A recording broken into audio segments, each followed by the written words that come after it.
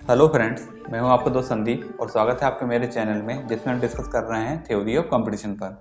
और दोस्तों अभी हम देख रहे हैं कि किसी दी हुई लैंग्वेज के लिए किस तरह से पीडीए को डिज़ाइन किया जाता है।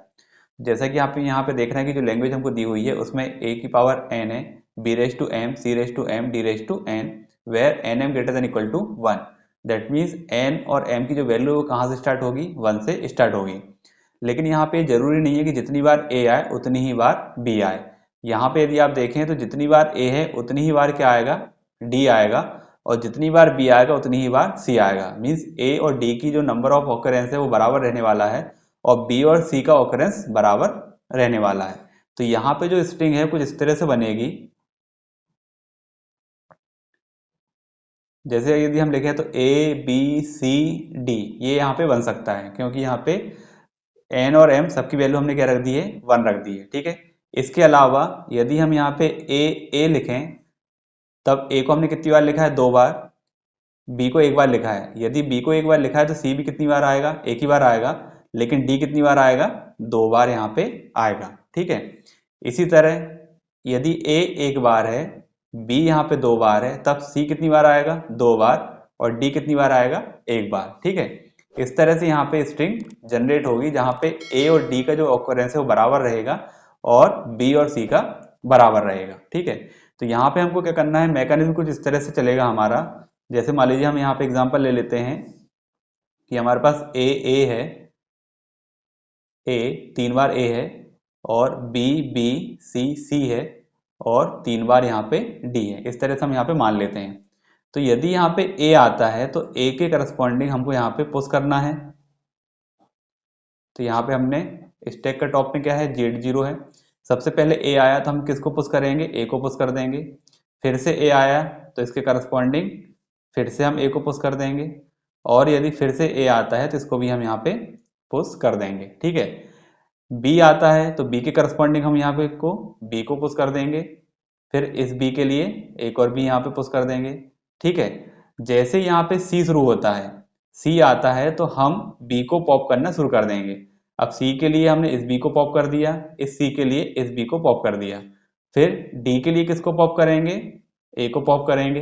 तो डी के लिए इसको पॉप किया, फिर इस डी के लिए इस ए को पॉप किया, और इस डी के लिए इस ए को पॉप किया। ठीक है, तो यहां से यहां तक ए और बी वाला जो काम है ये पुश ऑपरेशन है, और सी और डी वाला जो है इसमें हमको पॉप करना है। ठीक है, तो स्टेट हमको क्या रखनी है, यदि हम पुश करते हैं तो ये हम एक ही स्टेट पे कर सकते हैं।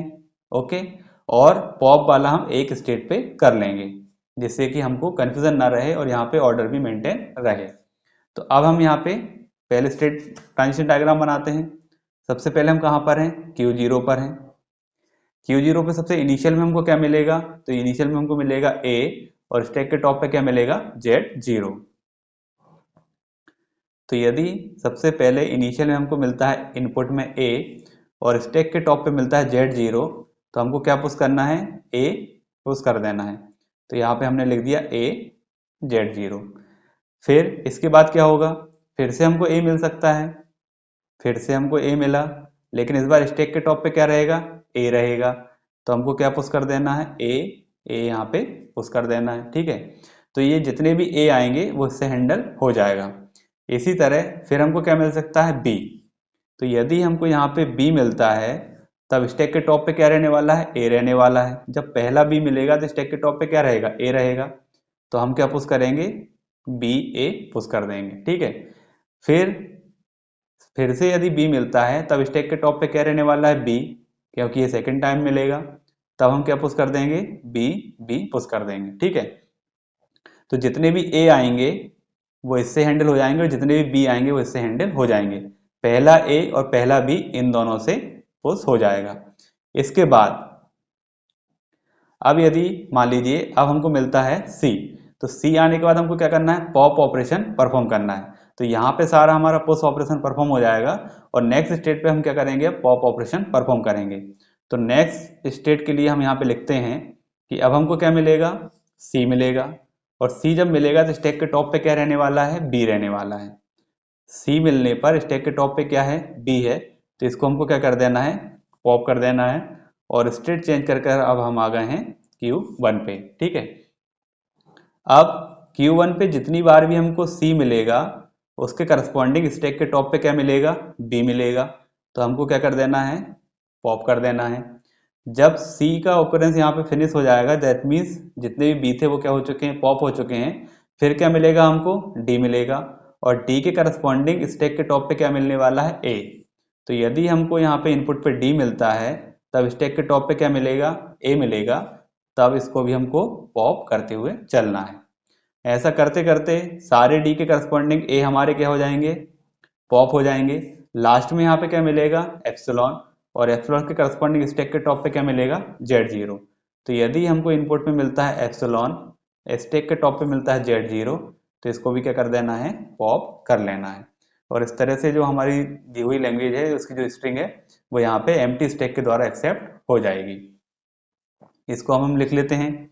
सबसे पहले क्या है, इनिशियल स्टेट Q0, इनपुट पे है A, स्टैक के टॉप पे है Z0। तब क्या करना है, स्टेट वही रखना है Q0 और इनपुट कर देना है A Z0। देन स्टेट है Q0, इस बार फिर से क्या मिलेगा, इनपुट में A, लेकिन स्टैक के टॉप पे क्या रहेगा, A। तब स्टेट चेंज नहीं करना है, Q0 पे ही रहना है और यहाँ पे A को पुश कर देना है। तो यहाँ पे क्या आ गया, AA। फिर Q0 पर ही है, अब क्या मिल सकता है, B, लेकिन स्टैक के टॉप पे क्या है इस समय, A। तब स्टेट वही रखना है और यहाँ पे क्या पुश कर देना है, BA। नेक्स्ट Q0, इनपुट फिर से क्या मिल सकता है, B, लेकिन इस बार स्टैक के टॉप पे क्या है, B। तब Q0 और B को यहाँ पे पुश कर देना है, ठीक है।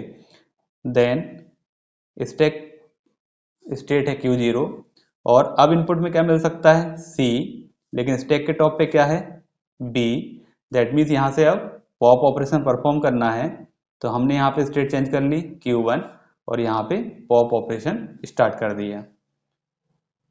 देन Q1 पर है, स्टैक इनपुट फिर से मिलेगा C और स्टैक के टॉप पे अभी भी क्या मिलेगा, B। तब हमको यहाँ पे पॉप कर देना है। इस तरह C के करस्पॉन्डिंग जितने भी होंगे वो यहाँ पे पॉप हो जाएंगे।